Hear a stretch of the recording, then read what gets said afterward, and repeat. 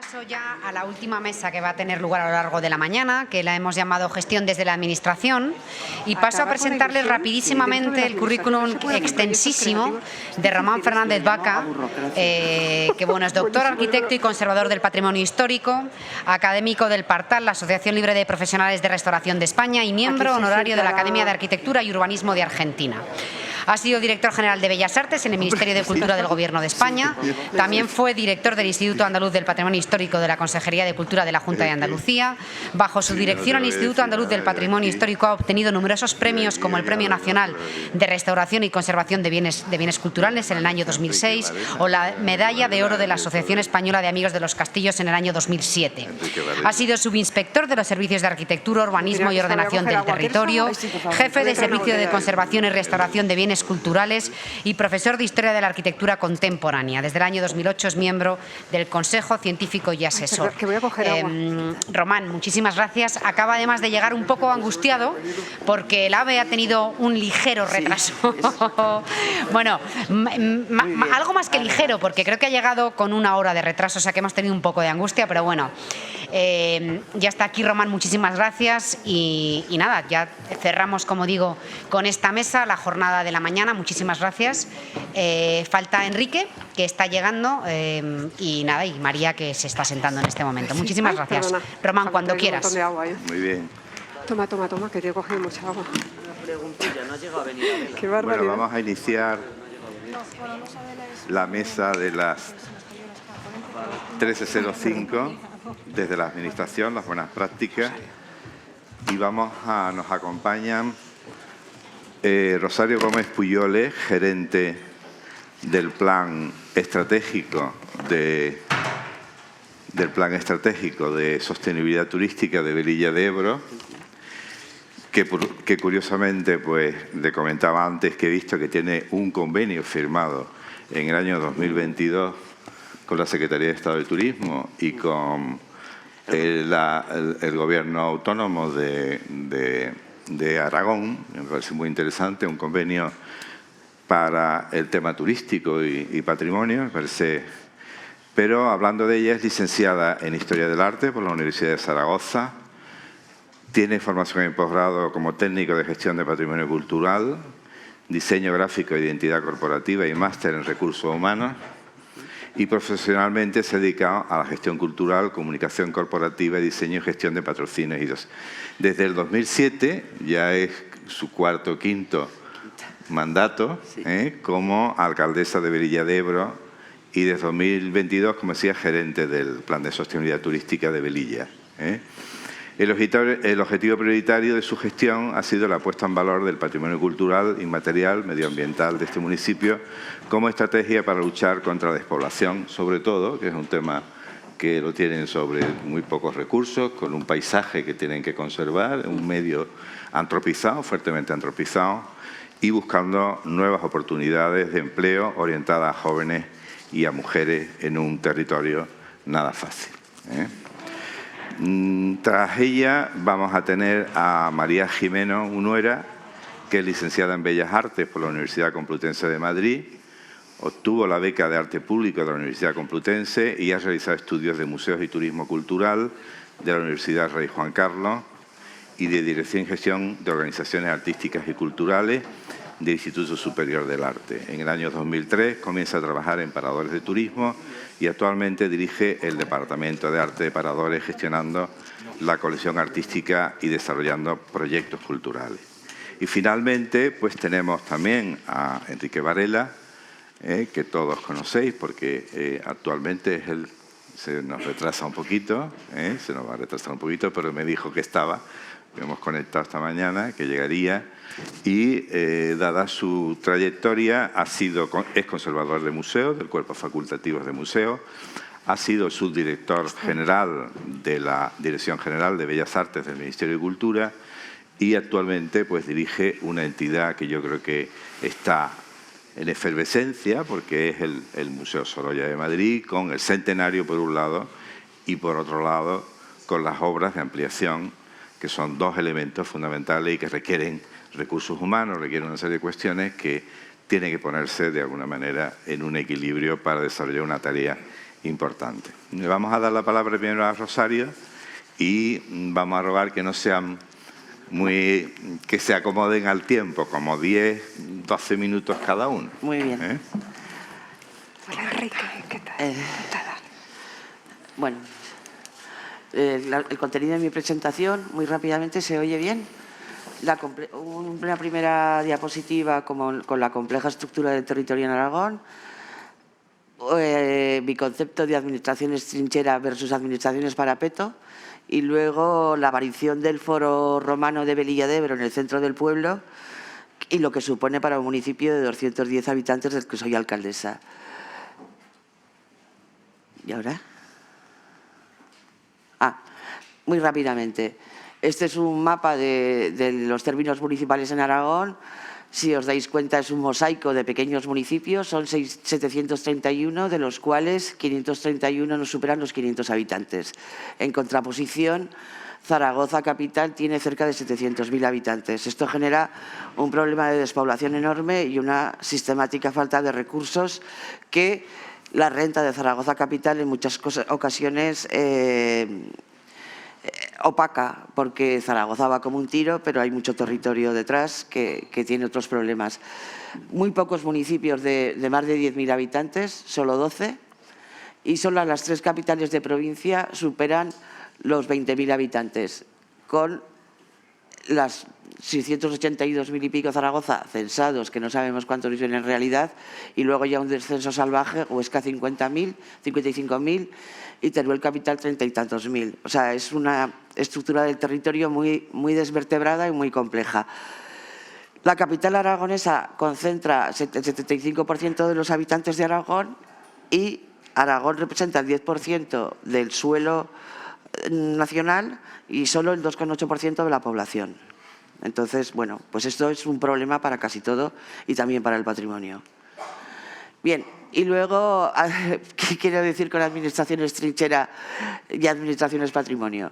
El 80% de los BID declarados en Aragón están en municipios de menos de 10.000 habitantes con una endémica falta de recursos, sobre todo los arquitectónicos y arqueológicos por su elevado coste. Entonces, las administraciones trincheras de un municipio como Velilla, concretamente, pues somos administraciones muy expuestas, que todo el mundo nos conoce y todo el mundo sabe dónde vivimos. Y las administraciones parapeto es a partir del municipio pequeño, pues cualquier administración que siempre tiene problemas para ayudar con una financiación, para ayudar problemas, burocracia. Yo lo llamo aburrocracia porque lo de la burocracia va a matar a Europa directamente.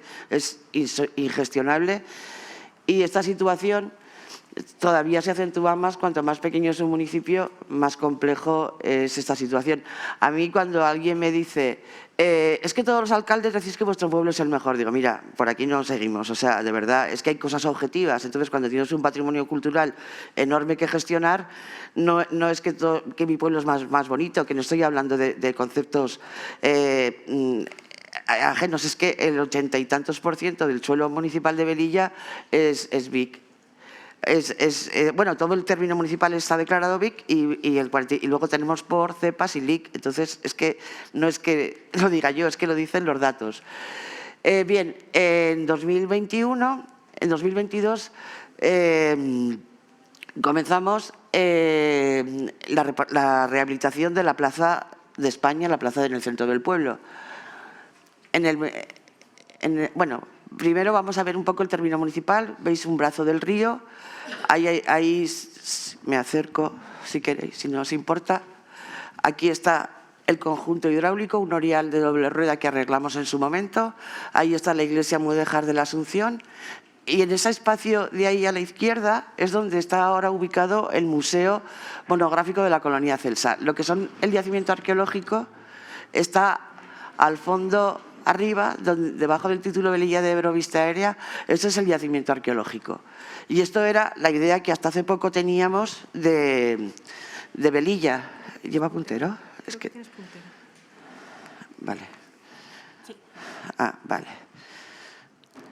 Esta parte es lo que podría ser el yacimiento arqueológico. Aquí está el museo, que realmente es un antiguo almacén, que se habilitó una parte para museo. Este museo es una sala más del Museo de Zaragoza, que depende del Gobierno de Aragón y está dedicado monográficamente a la colonia celsa.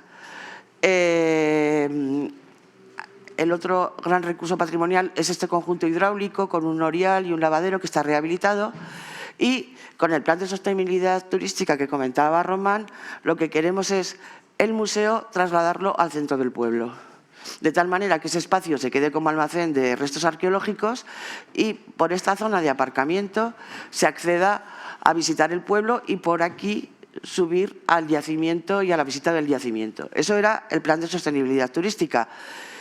Con el plan aprobado en el 22 nos aparecen las… Bueno, esto es un poco la radiografía del municipio, que no tiene así mucho interés. Este es el mapa del pueblo, que es el plano del pueblo, que ahí es donde lo vemos.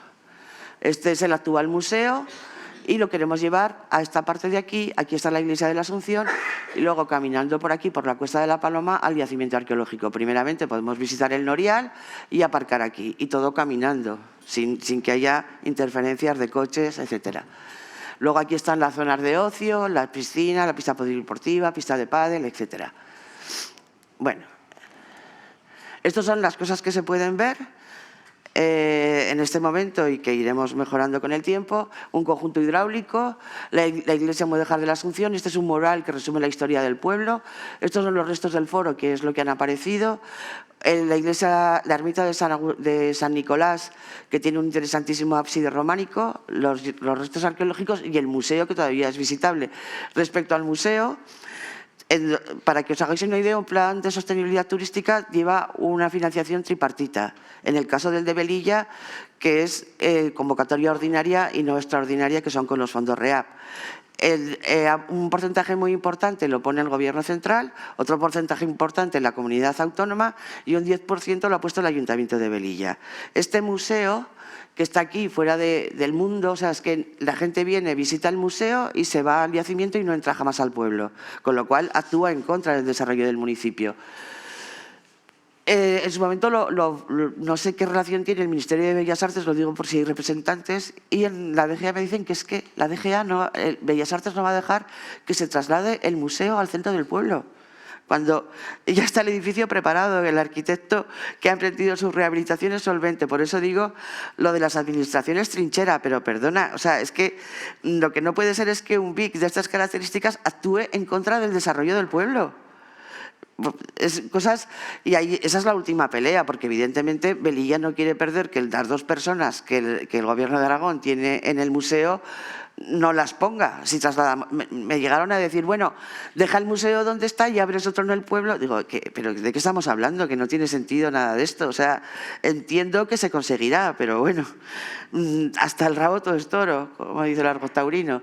Bien, entonces la rehabilitación del conjunto hidráulico, el tema de la noria era algo muy icónico en Velilla. Esta es una fotografía antigua. Cuando empezamos a actuar estaba en estas condiciones y ahora la hemos rehabilitado. Y sigue elevando el agua para sigue elevando el agua para el riego, o sea, tiene un aprovechamiento hidráulico y ha vuelto a convertirse en el icono de Velilla que fue antes de dejar de utilizarse. Eso se rehabilitó en 2011 y con el plan de sostenibilidad hemos reparado una de las ruedas que estaba muy deteriorada. Es el único norial de doble rueda en funcionamiento en Europa. Luego, esta es la iglesia… ha habido algún problemilla, se ha superpuesto esa foto, pero bueno. La iglesia parroquial de la Asunción, que tiene una esbelta torre mudéjar, y al rehabilitarla nos dimos cuenta de este extrañísimo programa iconográfico que estamos investigando, porque, por ejemplo, está justo encima del oficiante y parece como el triángulo con el ojo de Dios. Aquí aparecen herramientas, el cáliz que parece el grial, una estrella de 5 puntas, un calvario, esa cruz patada. Es muy tardío para el temple y, desde luego, muy temprano para la masonería, porque es de la segunda mitad del 16, pero bueno, nos viene bien. Este es el logotipo del plan de sostenibilidad, que resume un poco los elementos patrimoniales. ¡Ay, perdón! Vaya, ahora sí que me he pasado del todo. Y ahora.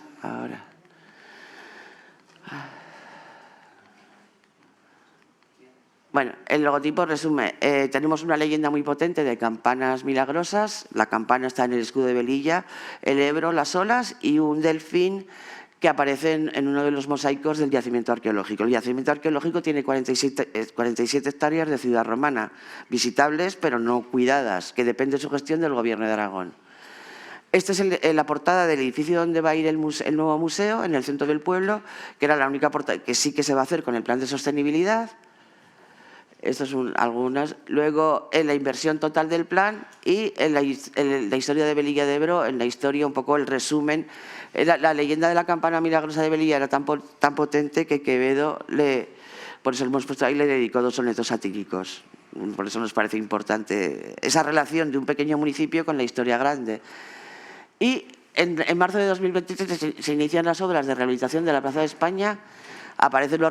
Se había hecho en el 21 un georradar que no marcó nada y tras la aparición de los restos entramos en un bloque surrealista porque la Diputación Provincial, que nos daba la subvención para rehabilitar la plaza, nos dice que como habíamos puesto pavimentar, que teníamos que pavimentar. Y digo, a ver, pero primero tendremos que hacer la excavación arqueológica y saber lo que tenemos. No, tenéis que pavimentar. Entonces, bueno, y si no nos obligan a devolver la subvención pagando un 4% de intereses de demora. Este tipo de cosas incomprensibles que pavimentamos un trozo con hormigón malo para poner que habíamos pavimentado.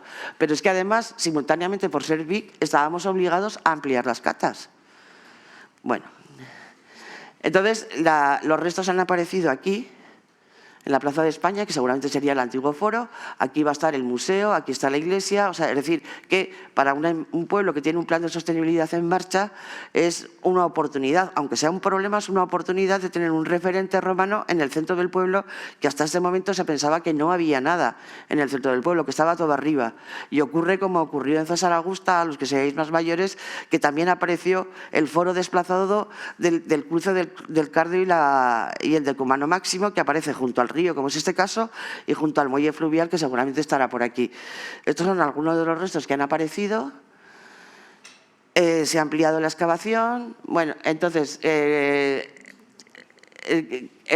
un precedente de lo que luego ocurre en César Augusta, como ya he comentado, y parece confirmar que la ciudad tuvo una mayor entidad de la que en principio se tenía. Luego los vecinos, algunos se empeñan en que yo me empeñe en buscar los restos. Digo, si han aparecido. O sea, lo que no entienden es que la ley obliga a que si es un BIC tienes que excavar. Entonces, ahora la tesitura es, ¿lo musealizamos o lo volvemos a cubrir? Y lo dejamos visitable y lo ponemos en valor. Yo entiendo que si los cubrimos los restos también vale dinero, no es barato y hemos acabado con una oportunidad. Entiendo que hay que pelear por musealizarlos. Pero bueno, esos son. Pero yo creo que también falta, en febrero quiero tener un poco de pedagogía. En estos momentos sí que se están sujetando. Bueno, aquí veis un poco todo el tema de los taludes, que se están ya, porque ya entrábamos en problemas de erosión graves, lleva esto abierto desde marzo, entonces ahora perimetraremos todo el espacio con taludes de hormigón y luego lo cubriremos. Sabemos que el foro y la arquitectura monumental continúa por el resto del pueblo, no lo vamos a levantar, eso va a quedar como un testimonio y ya veremos más adelante cómo se pueden ir resolviendo las cosas. Yo creo que, pues como pasa en Cartagena o en Tarragona, hay que convivir. Lo que pasa es que esta es una ciudad pequeña y el coste es tremendo, claro. Y, porque sí, de verdad, ahora...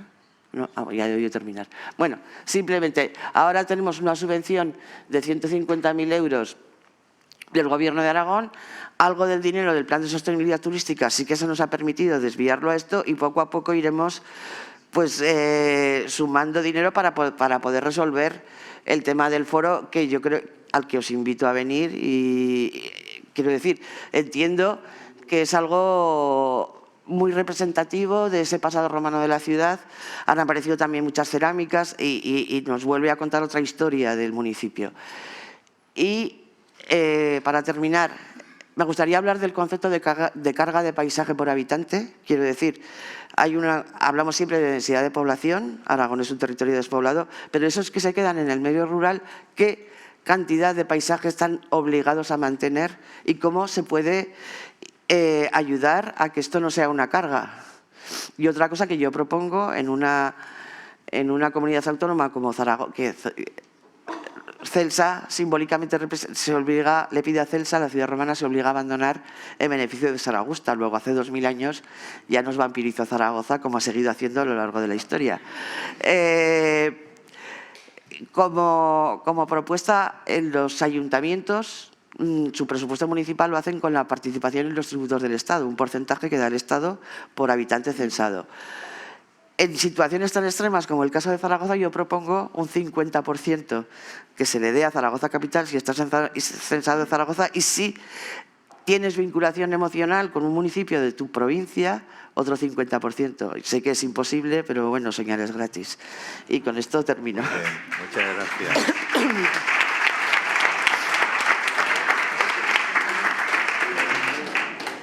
Muchas gracias. ¿Cómo lo pasas esto? Perdona. Rosario. Vamos a pasar a la segunda interviniente, a María. Nos va a hablar de Paradores, un modelo de turismo cultural, con su introducción y una serie de cuestiones que nos va a plantear. Bueno, muchísimas gracias. Buenos días. En primer lugar, quería dar las gracias a Hispania Nostra por contar con Paradores para esta jornada tan importante y tan necesaria. Y bueno, desde Paradores de Turismo, que somos una empresa pública, totalmente pública, y tiene la peculiaridad, Paradores, que nos ocupamos del turismo, de una hotelería que es más propia del ámbito privado. Entonces, nos dedicamos a un negocio, pero a la vez tenemos las responsabilidades también y muchas veces bueno, los beneficios y las complicaciones de la administración pública, de pertenecer a la administración pública. Me gustaría hablar un poco, que no asuste, que no me voy a extender mucho lo del tema orígenes, pero sí que además hemos comentado justo antes de sentarnos aquí en la mesa, de que muchas veces, aunque sean iniciativas públicas, recaen en una persona, en el interés que tiene una persona, ¿no? El Rosario, por ejemplo, ¿no? Pues esa pasión que pone con su pueblo, pues igual pues la tiene mucha gente dentro de la administración pública, y en este caso fue ese personaje que aparece ahí arriba, ¿no? Con un montón ya de camareras, que era el primer parador de Gredos, el Marqués de la Vega Inclán, que es el ideólogo, que también tenemos aquí el Museo del Romanticismo aquí al lado, que es una persona trascendental, y no puedo hablar de la trayectoria de Paradores, por supuesto, sin nombrarle, y de hablar de la parte cultural y patrimonial de Paradores, sin nombrar a esta persona, porque puso la primera piedra en lo que es esto hoy en día, de lo que significa Paradores, y ha dejado su legado. Y aunque él intervino en el primer parador, prácticamente le dejaron, pero fue el que marcó como la línea, ¿no? De lo que iba a ser todo esto. Luego, ese parador de Gredos, que es un edificio de nueva planta, pero ya recuperó elementos arquitectónicos de una población cercana que se llama Villacastín. Pero ya el siguiente parador, Oropesa, Mérida, ya sí que fueron edificios históricos rehabilitados con una finalidad hotelera. Bueno, esto nos ha llevado a una trayectoria de recuperación. Aquí tenemos algunos edificios destrozados, no solo en el paso del tiempo, sino tras la guerra civil, desastres que han quedado en el patrimonio, y gracias al uso hotelero, a dar un nuevo uso al patrimonio, es como se ha recuperado. Premios que nos sentimos súper orgullosos en Paradores de tener, como el premio que nos concedió Hispania Nostra en la conservación y restauración del patrimonio, y como un dinamizador que también está en nuestra misión de territorios con escaso movimiento turístico. Nos reconocieron entre otros premios, pero creo que es el que más orgullo tenemos. Nos anima a continuar con esta labor que realizamos, y bueno, pues seguimos en ello, seguimos abriendo paradores y seguimos rehabilitando patrimonio. Estos son algunos de los ejemplos. La verdad es que es un lujo, y bueno, cuando me preguntaron si iba a hacer una presentación, es imposible no hablar de Paradores, y bueno, me siento muy orgullosa, ¿no? De pertenecer a esta empresa y poder contar con estos edificios que se han recuperado, se han rehabilitado, y seguimos ahora mismo recuperando. No sé si saben, con fondos PRTR ahora mismo se está llevando una importantísima labor de una inversión de fondos Next Generation de 98 millones de euros en 39 paradores. Pues esto, bueno, pues yo creo que vamos a ver un cambio importante a todos estos edificios BIC que lo necesitaban. Pero a su vez, Paradores, aparte de contar con estos edificios, Paradores cuenta con una importantísima colección artística de más de 9.000 piezas repartidas en nuestros 97 establecimientos. Esta colección de arte, que es de lo más heterogénea, porque no se creó con una intención de que fuera una colección, sino que fue una idea pues, de todas estas personas que han participado a lo largo de estos casi 100 años de historia que tenemos, bueno, a veces ambientar edificios. Cuando llegas a un parador a veces nos dicen, "Jo, parece un castillo", y es que efectivamente pues, tenemos esos tapices, esas armaduras, esos cuadros antiguos, pues a lo mejor no era una idea de coleccionismo, pero sí que era una intención de ambientar espacios. Y luego ya en los años 60 y 70 sí que hubo una intención más de mirar al arte contemporáneo, al arte del momento, y se hizo una adquisición importante de piezas. Por lo tanto, en la colección de paradores tenemos una grandísima representación de artistas, sobre todo de la segunda mitad del siglo XX. Bueno, pues esto al final se ha convertido en una seña de identidad y prestigio de nuestra empresa, que aunque llegas a un parador y es una forma diferente de exponer el arte, pero yo creo que cualquier persona que va a un parador espera encontrarse con obra artística. Esto sí que es, en esa heterogeneidad de red que tenemos, sí que es un punto común que tienen todos los paradores. Y forma parte de esa intención de hacer que la estancia de un visitante sea una experiencia única. Esto ahora mismo, lo que antes se hacía pues de una forma un poco desordenada, ahora ya le vamos poniendo nombre y ya se habla de gestión cultural. Y en paradores ahora mismo, bueno, yo soy jefa de un departamento de arte de una cadena hotelera. Creo que debemos ser la única cadena hotelera con un departamento de arte y creo que esto debería crear un precedente, porque ahora mismo muchas empresas hoteleras empiezan a coleccionar y no piensan en que hay que conservar y que hay que restaurar las piezas de arte y que hay que saber cómo exhibirlas. Por lo tanto, creo que habéis comentado en varias de vuestras ponencias, vuestras exposiciones, que hay que contar con profesionales y creo que en paradores sí que lo hacemos. O sea, creo que todas las personas que pertenecemos a este departamento de arte pues tenemos formación y la sensibilidad artística que creo que hace falta. En nuestra gestión nos comportamos de alguna manera parecido a un museo, parecido, no es igual, pero sí que también tenemos nuestros planes de conservación y restauración de nuestra obra de arte.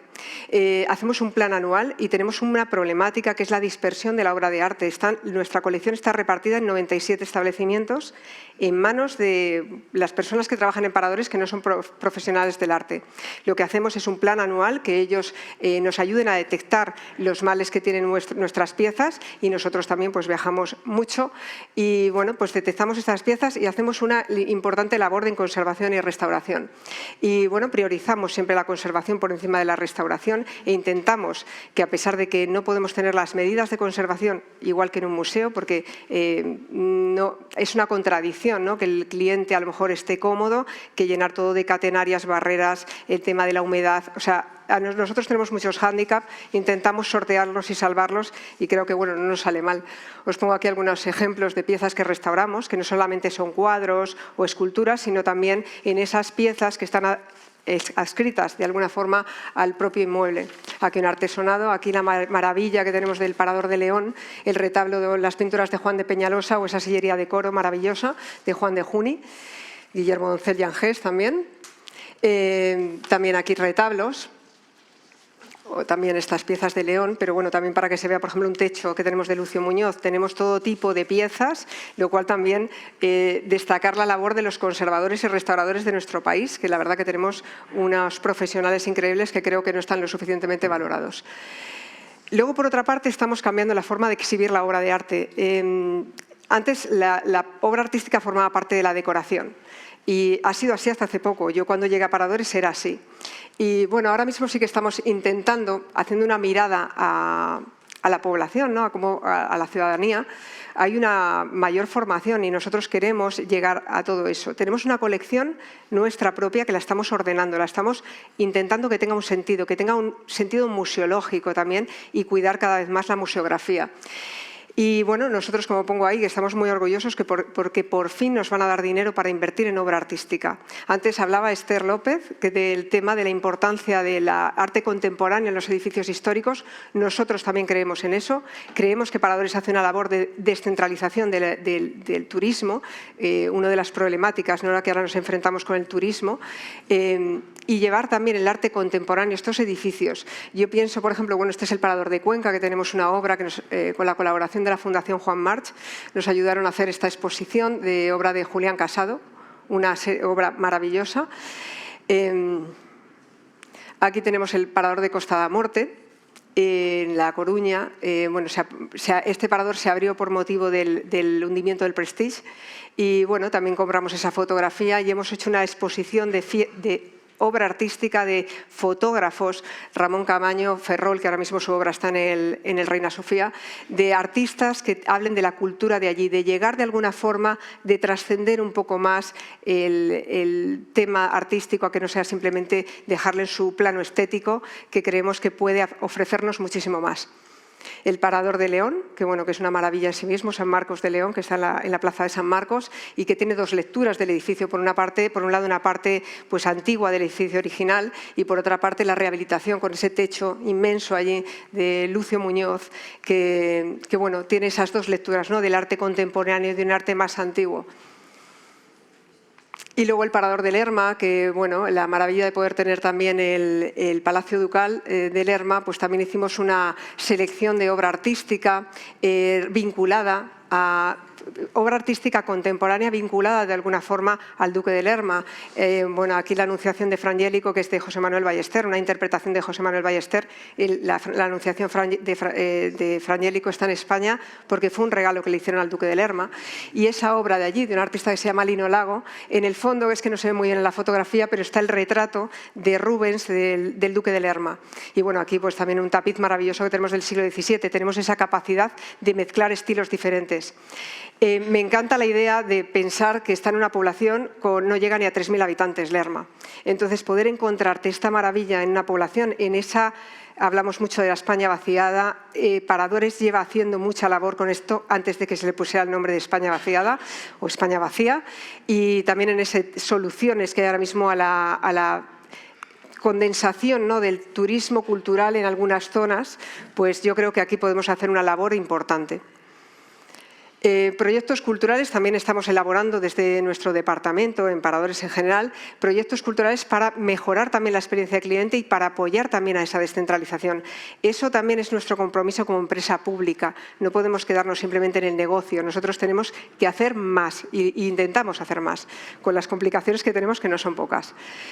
Y algunos ejemplos, por ejemplo, File Extremadura, que fue un proyecto con la fábrica que hicimos para un café literario que hacíamos con algunos autores, son cosas puntuales. Luego Descubre Paradores es un proyecto también financiado con fondos europeos. Estamos ahora mismo metidos estamos trabajando con otros socios, entre ellos la UPM, la Universidad Politécnica de Madrid, muy importante la mediación cultural en todo esto. Es importantísimo fijar en cómo contamos el patrimonio, cómo contamos el arte y la cultura. Los mediadores culturales son esenciales. Y pues también tenemos a la fábrica y a Fundación Contemporánea como socios y una empresa tecnológica que creemos que también tenemos que meternos e indagar en ese mundo de la tecnología y en las nuevas fórmulas de contar el arte y hacerlo además inclusivo y accesible. O sea, y la tecnología nos permite muchas cosas más. Y luego los photowalk, que son los proyectos que hacemos en este caso era con Javier Bañonrat, también lo hemos hecho con Eduardo Nave, que son proyectos que es para nuestros clientes que hagan talleres fotográficos y el Simposio Internacional, que ya llevamos el año que viene, vamos a celebrar la tercera edición para debatir y poder poner en común temas vinculados con el turismo. Y el turismo cultural son dos mundos, ¿no?, que muchas veces se contradicen, ¿no? La cultura y el turismo, parece que hay una difícil convivencia. He elegido estas dos fotografías, ¿no? Por un lado la Plaza del Obradoiro, donde tenemos el Parador de Santiago, ¿no?, de una turista, ¿no?, ¿no? Esos lugares a los que podemos acudir, y la Neocueva de Santillana, que me parece una solución fantástica para ese patrimonio al que no podemos llegar por un tema de la necesidad de la conservación. ¿Qué soluciones también se pueden tomar, ¿no?, o a las que se puede llegar? Y creo que son dos mundos que tenemos que encontrar fórmulas, porque se benefician el uno y el otro profundamente, para que funcione y que no sea un desastre, como antes comentaba Alberto, ¿no?, de esos problemas que muchas veces nos pueden traer. Y muchas gracias por escucharme.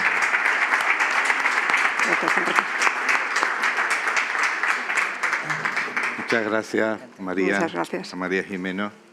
Y le damos la palabra a Enrique.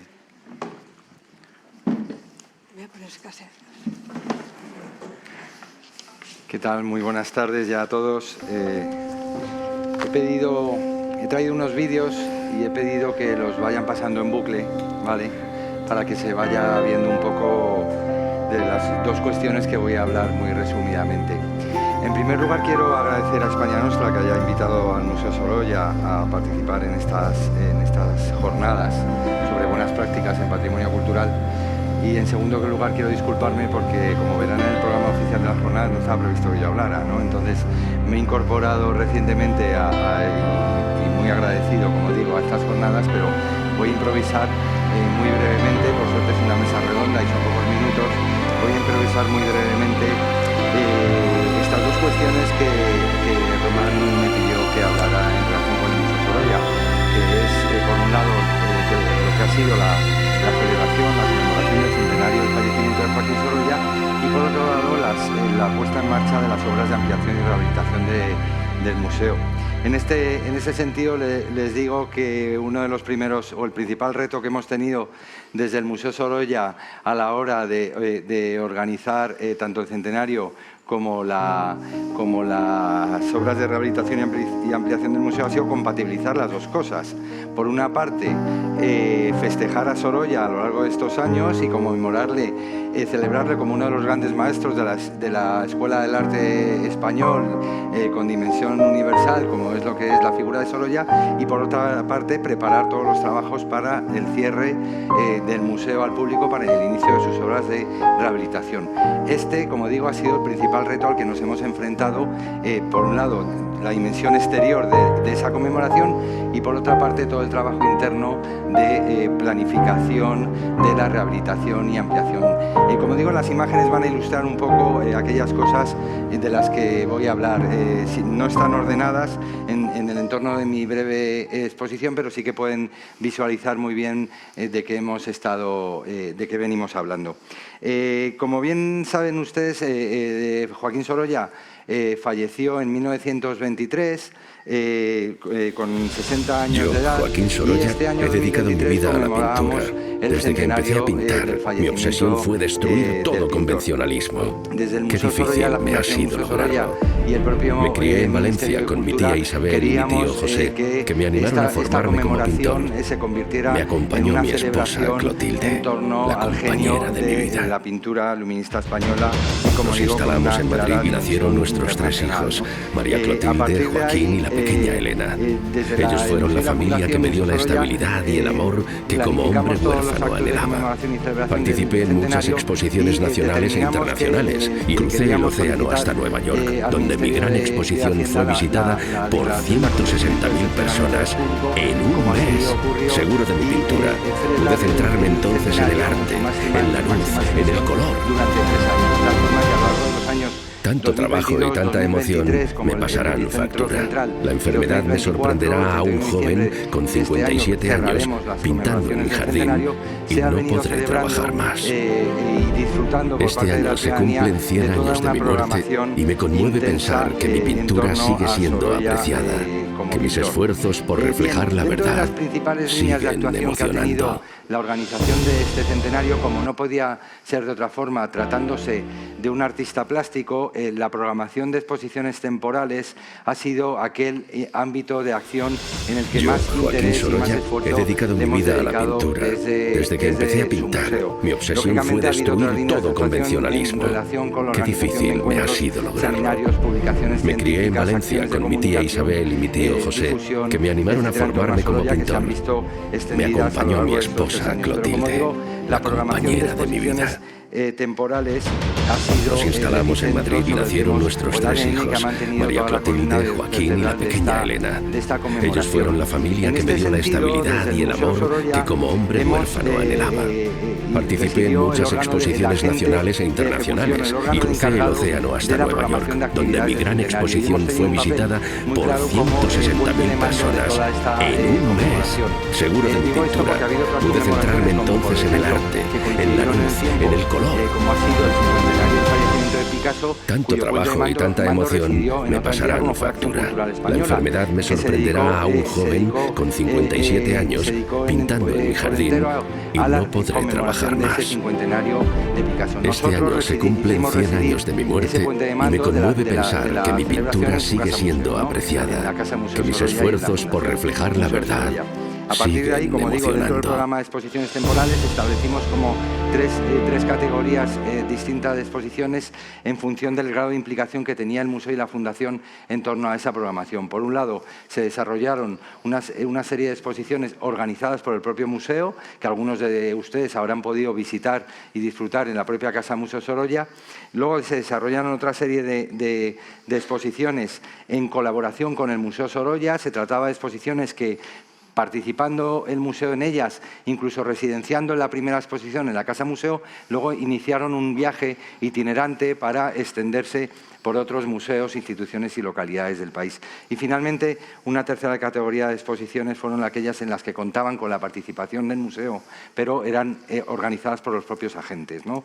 Véase otros museos de otras localidades, etcétera, pero en la que el Museo Sorolla colaboraba en la medida en que prestaba obras al desarrollo de esa exposición.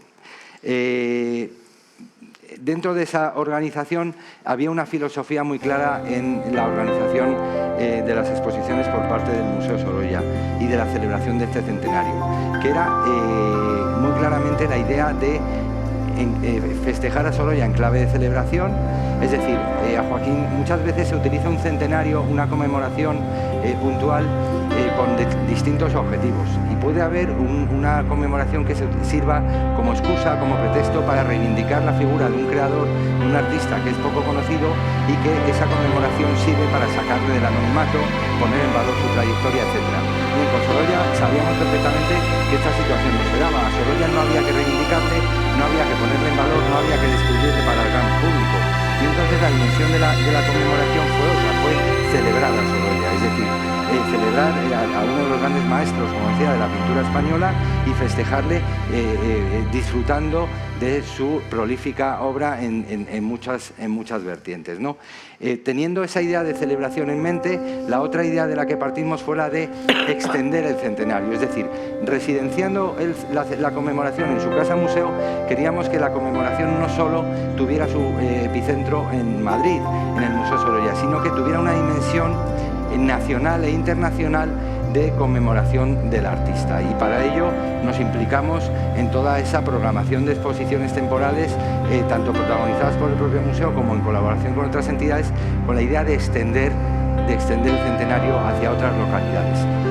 Esto tuvo su reflejo muy claro en un proyecto expositivo que denominamos en su momento Viajar para Pintar, en el que queríamos llevar la obra de la propia colección del Museo Sorolla a aquellas localidades donde fue pintada por el propio Sorolla y donde el artista tuvo un impacto, esa localidad o esos paisajes tuvo un impacto muy fecundo en la propia pintura de Sorolla. Es decir, invitamos a una serie de instituciones, de entidades y de localidades que sabíamos que Sorolla había trabajado in situ, era un pintor naturalista y gustaba de plantar el caballete en el lugar donde iba a pintar al natural, y teníamos en nuestra producción una serie de obras muy significativas que habían sido pintados en localidades concretas. Pongo el ejemplo. Iniciamos este recorrido con el proyecto Sorolla, Viajar para Pintar Sorolla en San Sebastián.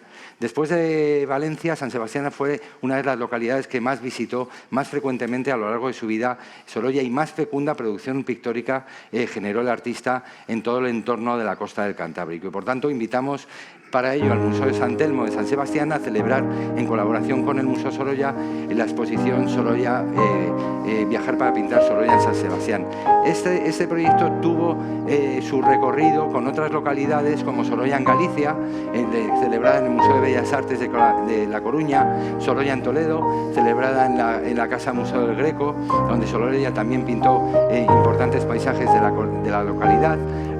Sorolla y la escultura pintada, que la celebramos en el Museo Nacional de Escultura de Valladolid, y es que dentro de la producción y de la propia colección del museo había una importante colección de escultura pintada por Sorolla en distintas iglesias, tanto pórticos exteriores como retablos y capillas interiores, donde Sorolla se detuvo a representar pictóricamente sepulcros, retablos, etc. Se trataba de una producción muy significativa, muy poco conocida, y que nos permitía, como digo, territorializar y extender esta conmemoración hacia otros museos. Y así ocurrió ocurrió también, por ejemplo, en el Museo de Mallorca con Viajar para pintar Sorolla en Mallorca. Este es uno de los proyectos de territorialización y de extensión del centenario hacia otros museos provinciales, locales, etcétera, que nos ha satisfecho más por el impacto que tuvo en estas localidades y porque en muchas ocasiones sacamos a la luz una producción que era muy inédita dentro de la obra plástica de Sorolla.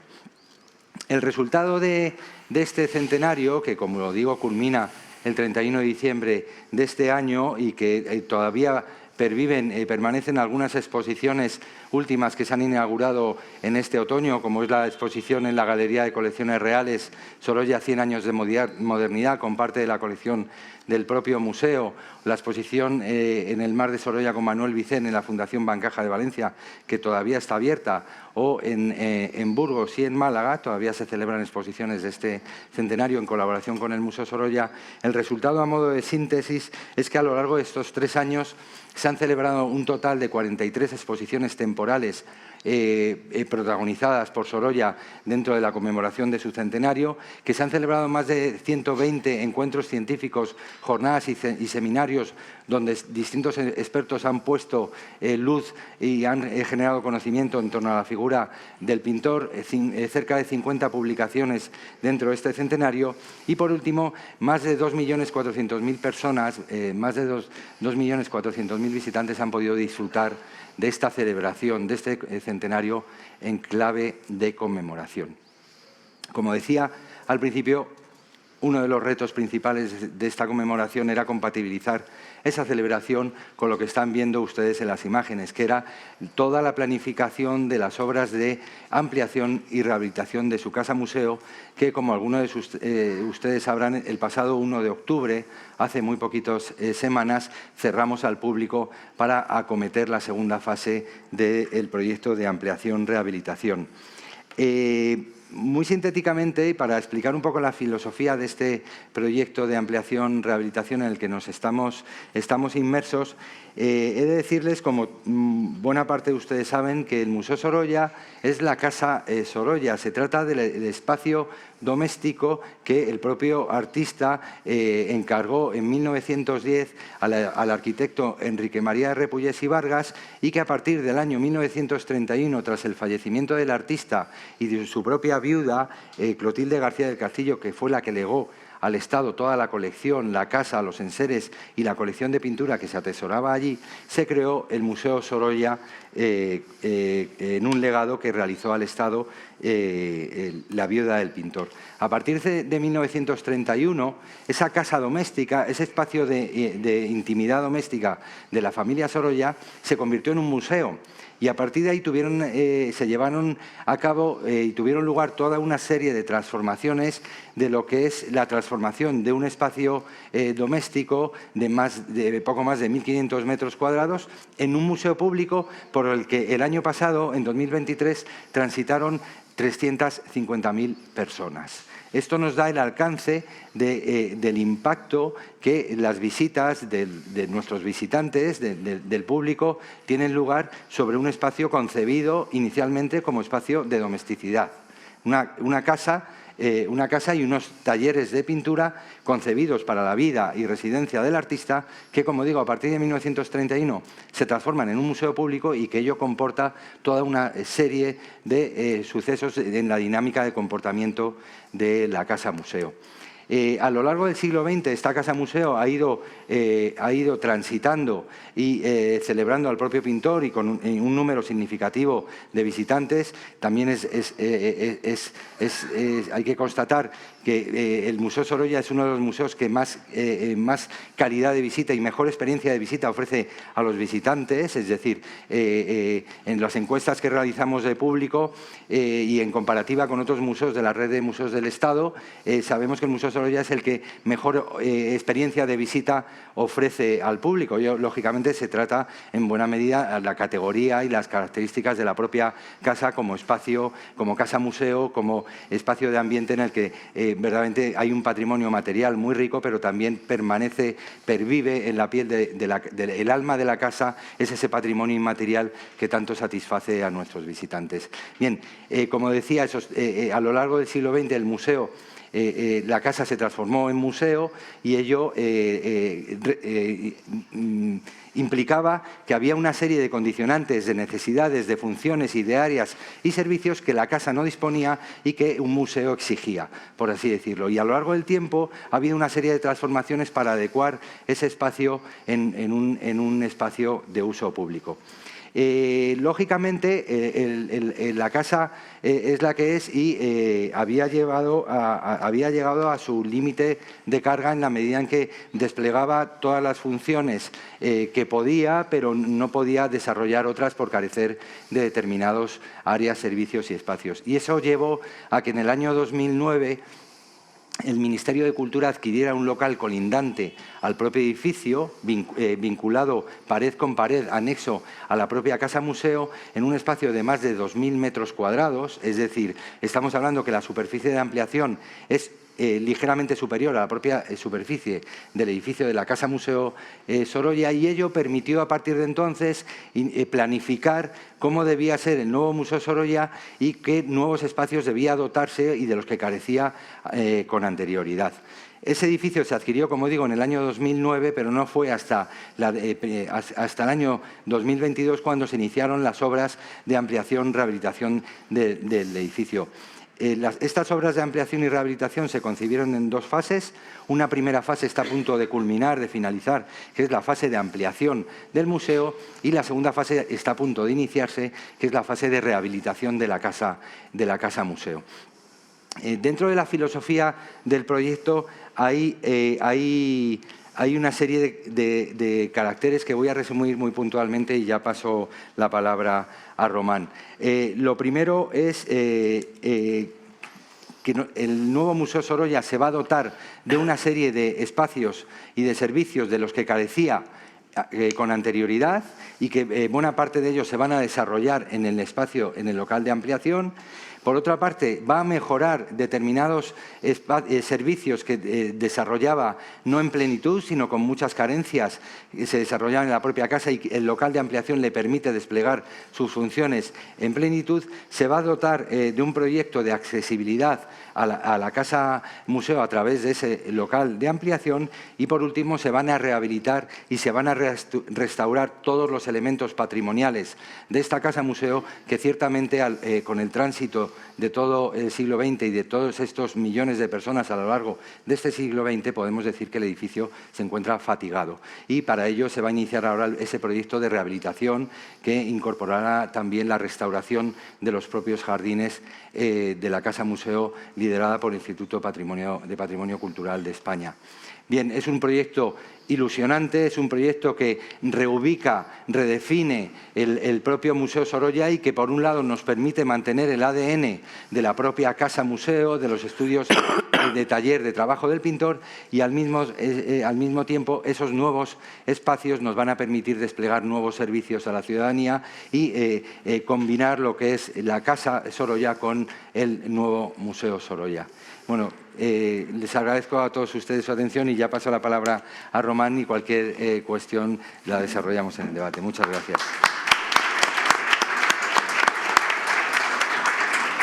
Bueno, muchas gracias. Muchas gracias, Enrique Varela, por su explicación. Yo al principio no agradecí a Hispania Nostra la invitación, lo agradezco, pero es que fue llegar y topar, ¿no? Pero agradecerlo. Y tres proyectos diferentes, con muchas oportunidades, tres proyectos con mucho interés. Yo el primero, si tuviera que sintetizarlo, diría que es más que un paisaje cultural, porque tiene a su alcaldesa y tiene a los recursos culturales, es decir, que ahí es nada lo que tiene Velilla de Ebro, y que necesita, evidentemente, ayuda. Lo que tendríamos que hablar es cómo ayudarle a un pueblo como este, a un recurso, un paisaje cultural, vamos a decirlo así. El segundo, lo que nos ha explicado María Jimeno, es muy interesante porque a mí me ha gustado mucho eso de más que un negocio, ¿no? Es decir, el primero es más que un paisaje, más que un negocio, ¿no? Que sería la tercera cuestión que descubre. El turismo tiene la necesidad de pensar en los recursos, ¿no? Se vuelve y piensa en los recursos. Yo creo que hay que celebrar esa dedicación desde un instrumento como un plan anual, con un concepto de tutela sobre los propios inmuebles y que, bueno, pues yo creo que alguna pregunta tendremos sobre ello. Y el tercero, yo diría, aunque no se molesten ustedes, que es más que Madrid, ¿no? Porque yo diría que el Centenario ha procurado 43 exposiciones en casi todo nuestro país y algo que yo creo que el edificio va a procurar y es la mayor internacionalización de un museo que tiene esa vocación de tener un desarrollo más allá exclusivamente de esta ciudad, porque ese proyecto va a ser importante y el Centenario pues también ha transmitido el valor de lo que es Sorolla al conjunto del Estado español, ¿no? Entonces, sin más, yo le pasaría la palabra, alguno tendrá que decir algo, alguno querrá preguntar algo y estamos encantados, ¿eh? Os identificáis porque no por mí, yo te conozco, pero... Es una pregunta para María. Sí. Me ha gustado muchísimo el enfoque que estáis dando a un tema patrimonial tan importante. Pero la pregunta es, a lo mejor lo ignoro yo, ¿habéis pensado en editar unos pequeños folletos para los que visitamos cada parador, nos alojamos en ello, sepamos lo que hay allí? No lo sé. Y la otra es, tenéis una colección tan importante que habría que plantearse la posibilidad de editar un catálogo conjunto de todo ese rico patrimonio que ya albergan los paradores. Bueno, el proyecto que he comentado... ¿Se me oye bien? Sí, Sí, ¿no? sí. El proyecto que he comentado que estamos haciendo con fondos europeos de Descubre Paradores es un proyecto que va enfocado a contar nuestro patrimonio, a contar nuestros edificios. Eso va a ser una primera etapa, que va a ser con fondos europeos, que tenemos que finalizar en septiembre del 25, que va a ser en 8 paradores. Y sí que estamos trabajando con la UPM en esa investigación que están haciendo, no solo sobre el edificio, sino también la historia, los personajes trascendentes y todas, además, desde un punto de vista arquitectónico, todas las ampliaciones y la vida que han tenido esos edificios. Entonces, que en eso sí que estamos trabajando, era una asignatura pendiente y lo queríamos hacer con todo el rigor, porque es cierto que se han hecho cosas, pero no tenían las fuentes, no hay una investigación tan profunda. De algunos edificios sí, como por ejemplo León o Santiago, pero de otros muchos no había una investigación profunda en ese sentido. Y lo del catálogo, pues hicimos una especie de amago en el año 15, yo creo, que fue con la Fundación Mafre, que sí que hicimos una exposición y pusimos algunas de las piezas más relevantes que trajimos a la exposición en Madrid, pero sí que es cierto que aparte de que nosotros tengamos nuestro inventario, sí que tendríamos que hacer pues quizá un catálogo con nuestras piezas más destacadas, que además lo que seguimos creciendo, o sea que serán más en el futuro. Muy bien. Bueno, me identifico, soy Aitor de Acción Pública en Defensa del Patrimonio Aragonés y tengo una pregunta para la alcaldesa de Velilla, una pregunta sobre 2 bienes culturales y otra para María. Para Rosario, te voy a preguntar por 2 bienes, por si lo habéis mirado y tal. Anteayer se cumplió un año de que se declaró, el Gobierno de Aragón declaró bienes de interés cultural 3 molinos de regolfo de vuestra comarca, el del Monasterio de Rueda, el de Alborge y el de Cinco Olivas, que no sé si podríais mirar, no sé si es otro sistema, pero igual no es de regolfo porque no soy ingeniero y no soy renacentista. Pero... Debió de ser de regolfo, pero ya no lo es y por eso nunca nos preguntó nadie. Sí que es el único norial rehabilitado. A mí me siento muy mal que no se hubiera incluido en esa declaración también el norial de Velilla con su molino y a Javier Ibargüen, que es el arquitecto que intervino en ella, porque, bueno, sí, la tecnología de regolfo, Velilla probablemente lo fue, ya no lo es, no pasa nada, es un patrimonio cuidado y expuesto al público, ¿no? Que es muchas veces, sí. Pero eso partió de una iniciativa privada y no contó con nosotros nunca. Ya, qué pena. El otro bien por el que te iba a preguntar, pues seguro que ya te lo han nombrado, incluso lo has visitado en persona, pero a mí la simbología que hay en la iglesia, entiendo que es la parroquial, la mudéjar, sí, la de abajo, que es tardía para los templarios, temprana para el siglo XIX, la masonería y demás. Si conocéis o habéis visitado la iglesia de Nuestra Señora de la Carrasca de Bordón, en el Maestrazgo turolense. Si alguien os lo ha comentado... Es que nos han hablado de ella, no he ido. Vale. Y lo que pasa es que aquí es un programa iconográfico en las claves, ¿no? Entonces, bueno, estamos investigando en ello, a través del territorio Mudéjar, pero no me quiero extender y estamos un poco perdidos. Hay un personaje interesante que fue párroco, pero ya lo hablaremos. Quiero decir que no me quiero extender en un tema tan local. Y la pregunta para María es si conoces lo siguiente, si existe en otras comunidades autónomas y, en caso afirmativo, que lo valores o que te parece, que es también un modelo muy parecido al de los paradores, pero que no son de la administración central, sino de las comunidades autónomas, que son, en Aragón existe, fuera no lo sé, pero son las hospederías del Gobierno de Aragón, que están, las de Aragón en concreto, o sea, suelen estar están todas en edificios históricos, normalmente en palacios renacentistas, que en Aragón tenemos a patadas, y así los tratamos, a patadas, salvo estos 12 o 13 en los que se han ubicado hospederías. O sea, es un modelo igual que el de paradores, un poquito menos lujoso.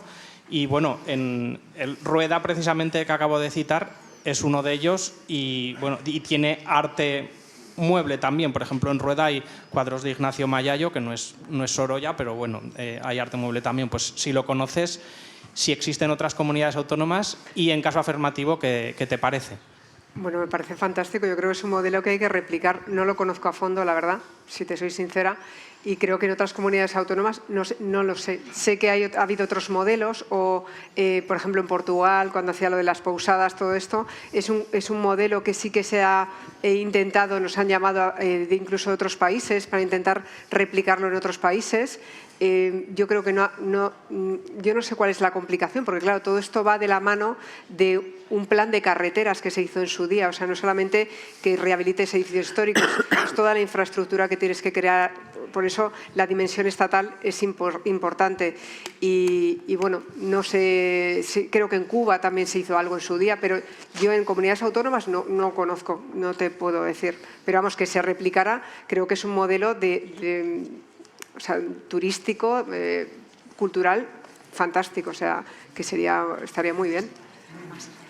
Sí, bueno, yo soy Carmen Díez González, socia de Hispania Nostra, vivo en Extremadura y puedo deciros que allí existe el plan de hospederías reales financiado y promovido desde la Consejería de Turismo de la Junta de Extremadura, claro. Y la verdad es que, bueno, ha dado resultado. Lo que pasa que en algunas hospederías falta gente que las habite y están abiertas. Perdón, y están abiertas temporalmente, no todo el año. Algunas sí, pero hay otras, como por ejemplo la de Urdes, pues claro, dado el frío y las circunstancias, se abre o se cierra. Y están repartidas por toda la región, ocupando edificios históricos y edificios muy interesantes también. Claro, pues son modelos que yo creo son iniciativas, no sé de qué año, cuál sería esa iniciativa, en qué año comenzaría, pero no sé, sería... Creo, si mal no recuerdo, que a partir de los años 80 más o menos, y bueno, pues, desde luego también tienen una colección artística muy interesante y por artistas de la región de arte contemporáneo muy buena. Realmente. Pues sí, pero es interesantísimo, es como una estela, ¿no?, de un proyecto, yo creo que es inspirado a lo mejor en los paradores y es un proyecto fantástico. ¿Alguna pregunta?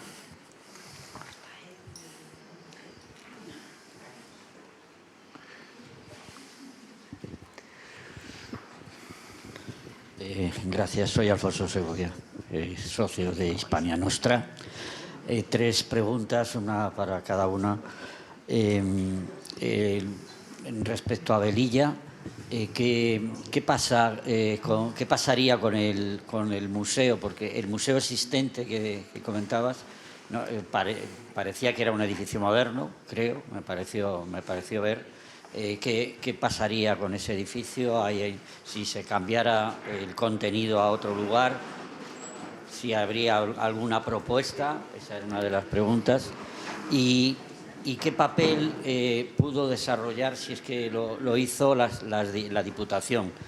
Porque en las comunidades autónomas que tienen varias provincias dentro de su comunidad, las diputaciones hacen una función bastante importante en el desarrollo de los núcleos rurales, ¿no? No sé si en este caso existió esa posibilidad y si se pudo utilizar. Eso me gustaría también saberlo. Luego, respecto al tema de paradores, ¿qué dificultad